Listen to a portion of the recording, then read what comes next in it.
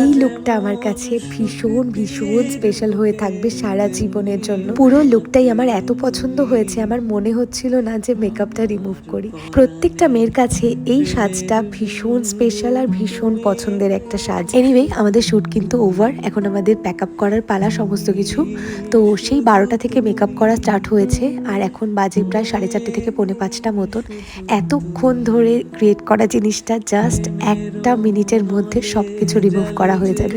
আমার jewellery, hairstyle এগুলো open করতে আমাকে সবাই মিলে হেল্প করছিল, পাখিও ভীষণভাবে হেল্প করেছে। তো আমরা যেহেতু দুপুরবেলা সেরকম কিচ্ছু খাইনি, সেই জন্য খুব খিদে পেয়ে গেছিলো সবারই। বিকেল 5টা 15-তে আমরা এখন লাঞ্চ করতে বসেছি। লাঞ্চের মেনুতে ছিল চিকেন বিরিয়ানি আর স্যালাড। তো খাওয়া দাওয়া কমপ্লিট করে আমরা সমস্ত কিছু গোছগাছ করে বেরিয়ে পড়েছিলাম স্টেশনে যাওয়ার উদ্দেশ্যে। এখন টোটোতে করে আমরা চলে এলাম স্টেশনে। আর স্টেশনে আসার পর একটা ছোট্ট ভিডিও ক্লিপ নিয়েছিলাম। এই যে বাড়িতে যাচ্ছি, তারপর তো যে যার কাজে ব্যস্ত হয়ে পড়বো, জানি না আবার কবে দেখা হবে। তো ফাইনালি ট্রেন চলে এলো আর ট্রেনে করে চলে এলাম তাহিরপুর স্টেশনে। তারপর এখান থেকে এসেই চলে এসেছিলাম ক্রিমসে বাবির জন্য কিছু টুকিটাকি জিনিস নেব, সেই জন্য বাবির জন্য নিয়েছিলাম 2টো পেস্ট্রি আর একটা মার্শম্যালোর প্যাকেট।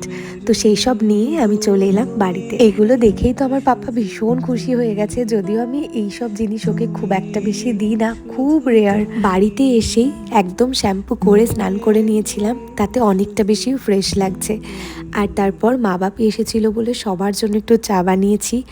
এই প্রচণ্ড গরম পড়ার পর থেকে আমি না সন্ধেবেলায় চা খাওয়াটা স্কিপ করে দিয়েছি। তবে আজকে এত টায়ার্ড লাগছিল যে মনে হচ্ছিল 1 কাপ চা ভীষণভাবে দরকার। এরপর আমার স্কুলের কিছু কাজ বাকি ছিল, সেগুলোই করছিলাম। So that's it for today. দেখা হচ্ছে নেক্সট মিনি ব্লগে। Stay tune.